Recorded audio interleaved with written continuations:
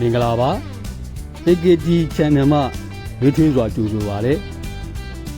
Flipper ကလစ်ကိုအသုံးပြုပြီးဖုန်းနဲ့ကာတွန်းရုပ်ရှင်ပြုလုပ်ပုံတွေကိုဆက်လက်ဆွေးနွေးတင်ပြပါမယ်။ပေါ်ပြပါ animation လေးကို Flipper ကလစ်နဲ့ပဲဖန်တီးထားတာဖြစ်ပါတယ်။ဒီတစ်ခါတော့ကာတွန်းအတွက်ကြိုတင်ပြင်ဆင်မှုလေးတွေကိုမျှဝေသွားမှာပါ။ဒီအကလေးဖြစ်ပေါ်လာဖို့အတွက်အပိုင်း၃ပိုင်းခွဲပြီးကူးယူပါတယ်။တခါတည်းအရှိကြီးကူးရင်မျက်စိလည်သွားတတ်ပါတယ်။တိုင်ပင်လွဲတတ်ပါတယ်။ဒီပုံလေးရဲ့နောက်ွယ်မှာတော့အခုလိုပုံချမ်းတွေရှိပါတယ်။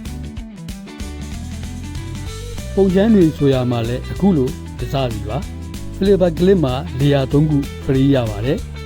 ။အခုအပိုင်းအစတွေကိုလေယာ၃ခုမှာခွဲပြီးပါပါနက်နက်ထည့်သွင်းထားပါတယ်။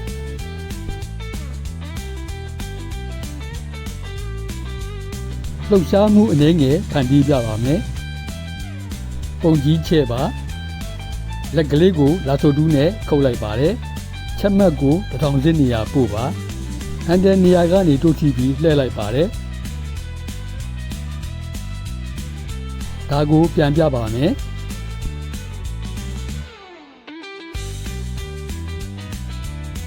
ဒီနည်းကိုအခြေခံပြီးအကလေးကိုဖန်တီးလိုက်ပါတယ်။တိုင်ပင်အနေအမြင့်အရာတစ်ခွက်သုံးမဟုတ်နှစ်ခွက်သုံးခွက်လေးခွက်အထိသုံးရတဲ့ပုံကတ်တွေရှိပါတယ်။ပြန်သုံးရတဲ့ကတ်တွေလည်းရှိပါတယ်။တစ်ခွက်ချင်းစီအနေနဲ့အခွက်အမှတ်129ခွက်အထိရှိပါတယ်။